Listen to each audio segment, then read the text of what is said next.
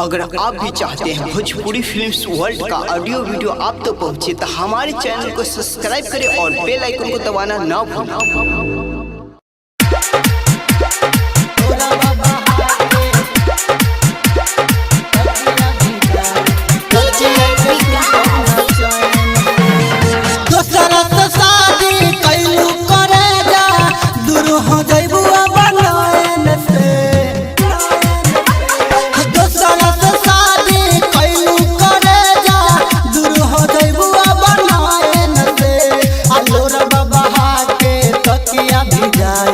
रतिया के सुतम न चैन से अलोरा बाबा हाके तकिया भिजाई रतिया के सुतम न चैन से दोसरा से शादी कैलू करे जा दूर हो जइबू बनैन से अलोरा बाबा हाके तकिया भिजाई रतिया के सुतम न चैन से अलोरा बाबा हाके तकिया भिजाई रतिया के सुतम न चैन से।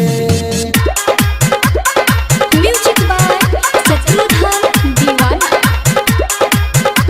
अलोरा बाबा हाके तकिया भिजाई रतिया के सुतम न चैन से। प्यार के छोड़ दिहलू आधा अधूरा बहुत तू तजात बारू दोसरा के दूरा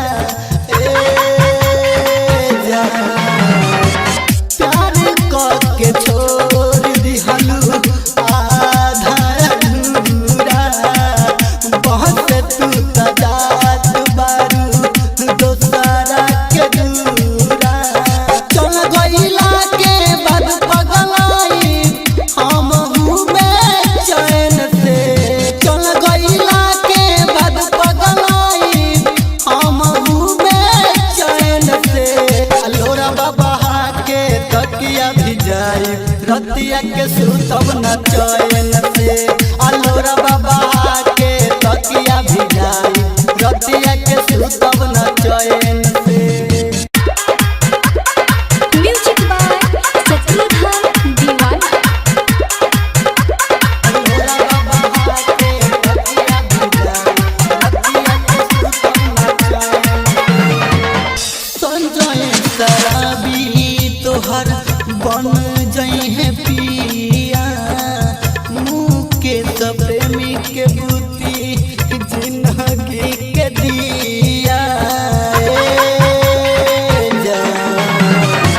संजय शराबी तोहर बन जई है पिया मुकेश प्रेमी के बुद्धि जिंदगी के दिया दोसरा से नहीं जोड़ल बारू खुश रहबू अब मोयन से दोसरा से नहीं जोड़ल बारू खुश रहबू अब मोयन से लोरा बाबा हाके तकिया भिजाई रतिया के सुतम न चैन से लोरा बाबा हाके तकिया भिजाई रतिया के सुतम न चैन से। माँ दुर्गा रिकॉर्डिंग स्टूडियो तरियानी।